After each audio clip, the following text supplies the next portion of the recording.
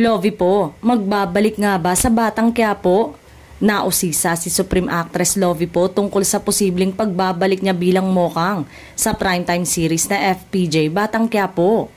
Sa latest episode ng OGDS Inspires, kamakailan nagbigay si Lovie ng hindi tiyak na sakot sapagkat mahaba pa raw ang pagdadaanan ng nasabing serye.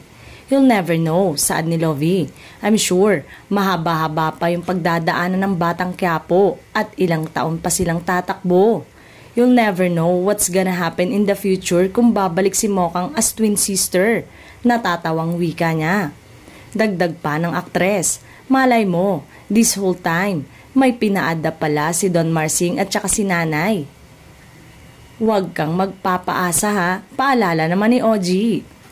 Magsimula raw kasi nang mawala ang karakter ni kapamilya sexy actress Ivana Alawi na si Bubbles, ay hinanap daw ng mga manonood ang presensya ni Mokang. Matatanda ang naging usap-usapan ng araw na namaalam ang karakter ni Mokang sa Batang Quiapo ay dahil nagdadalang tao ang aktres. Ngunit nilinaw ni Lovie sa parehong panayam kay OG na may mga ibang proyekto nga raw siya na kailangang gawin. In fact, mapapanood na sa mga sinehan sa bansa ang kanyang bagong pelikula. Ang dami kong kailangang gawin na ibang project na gusto kong i-achieve din. And also, syempre, may asawa na rin ako. Ang dami kong role na kailangang gampanan bilang Lovie, aniya. Nag-iwan naman si Lovie ng isang madamdaming mensahe sa pamamagitan ng Instagram post nang umiksit siya sa serye.